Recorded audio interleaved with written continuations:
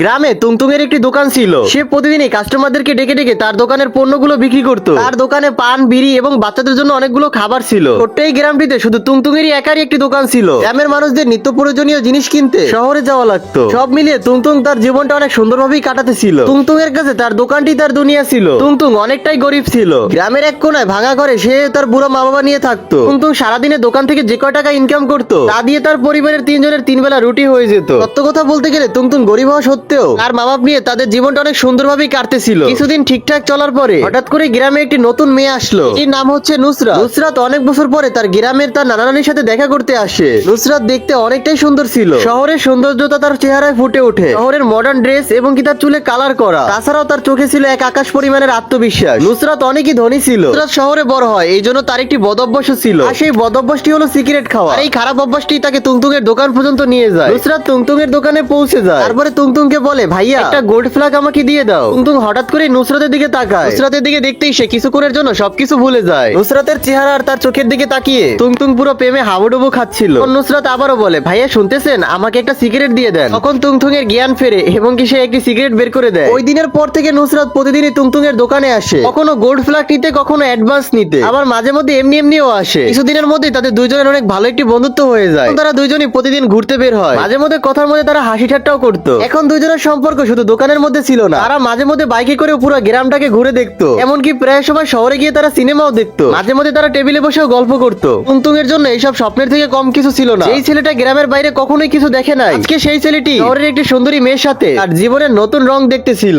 একদিন সকালবেলা নুসরাত তুংতুংকে বলে, তুংতুং তুমি কি কালকে চা খেতে আমার বাসায় আসবে? এই কথা শুনতেই তুংতুং এর হার্টবিট বেড়ে যায়। তুংতুং বাহির থেকে শান্ত থাকলেও ভিতর থেকে তার মনটি আনন্দে ভরে ওঠে। তার আগে বন্ধুরা, অনেক কষ্ট করে ভিডিও বানাই, তোমরা ভিডিওতে একটা লাইক দিয়ে চ্যানেলটাকে সাবস্ক্রাইব করে দাও। লাইক সাবস্ক্রাইব করলে তো তোমাদের হাতে ব্যথা হবে না, উল্টা আমার ভিডিও বানানোর আগ্রহটা আরো দ্বিগুণ বেড়ে যাবে। তুংতুং একটুও দেরি করলো না। তুংতুং নুসরাতকে বলে, হ্যাঁ নুসরাত, আমি তোমার বাসায় কালকে আসতেছি। তুংতুং এগুলো বুঝতেও পারে নাই যে এই চাই হতে চলেছে তার জীবনের সবথেকে বড় একটা এন্ডিং। বন্ধুরা, তোমরা যদি জানতে চাও তারপরে তুংতুং এর সাথে কি হয়েছে, সেটার জন্য অবশ্যই চ্যানেলটাকে সাবস্ক্রাইব করে পরবর্তী ভিডিওর জন্য পার্ট 2 কমেন্ট করো।